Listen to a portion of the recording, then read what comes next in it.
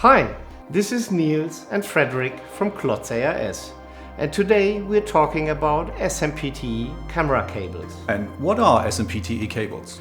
SMPTE cables are hybrid camera cables that consist of two single-mode optical fibers, power supply and control lines, terminated with specific camera connectors from renowned manufacturers.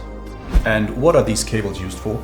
The latest state-of-the-art cameras use the SMPTE fiber optic interface to transmit the UHD 4K video signal over just one single cable.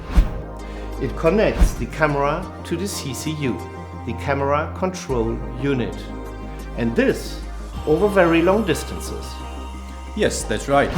Since the camera signal is transmitted exclusively via fiber optic, typically several hundred meters can be realized without any problems. Are these camera cables actually suitable for use on cable drums? Oh yes, all polyurethane jacketed camera cables are suitable for mobile use.